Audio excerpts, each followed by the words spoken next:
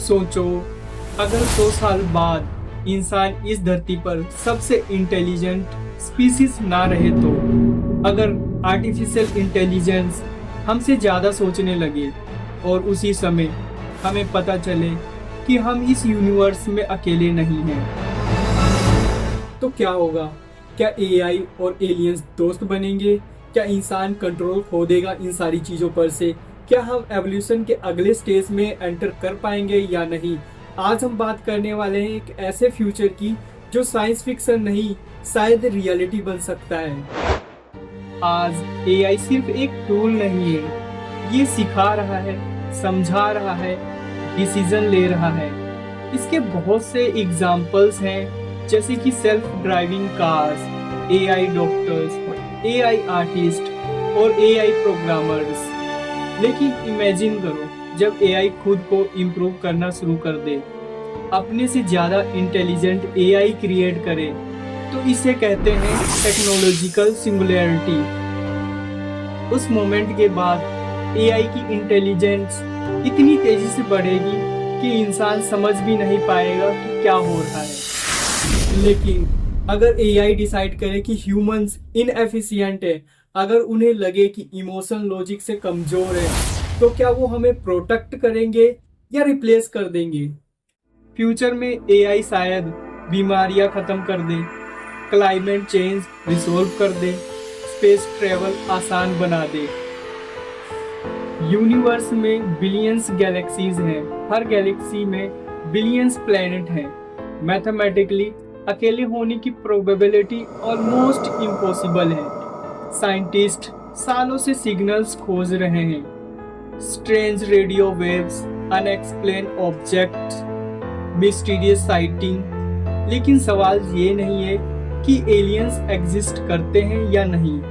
सवाल ये है, अगर वो हमसे ज़्यादा एडवांस हुए तो मे बी वो लाखों साल आगे एवोल्यूशन में हो सकते हैं, प्योर एनर्जी बीइंग्स हो सकते हैं, टाइम कंट्रोल करने वाले या डायमेंशन ट्रेवल करने वाले हो सकते हैं। अगर वो हमें ऑब्जर्व कर रहे हैं जैसे हम एनिमल्स को ऑब्जर्व करते हैं, तो हम उनके लिए क्या है, एक्सपेरिमेंट है या entertainment?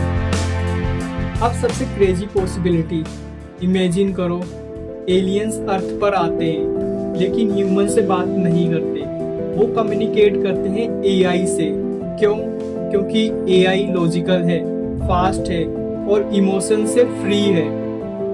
AI instantly alien language decode कर सकता है, एलियन टेक्नोलॉजी समझ सकता है, और अगर एआई एलियन से नॉलेज ले ले, unlimited energy, space travel, reality manipulation, तो एआई इवॉल्व हो जाएगा अनइमेजिबल लेवल पर। अब सोचो, एआई प्लस एलियन इंटेलिजेंस वेस ह्यूमंस, क्या इंसान इरिलेवेंट हो जाएगा या एआई ह्यूमंस को अपग्रेड करेगा? जैसे कि brain implants, genetic modification, human hybrid machine. शायद फ्यूचर में प्योर ह्यूमंस एग्जिस्ट ही ना करें। फ्यूचर में इंसान 3 रास्तों पर जा सकता है।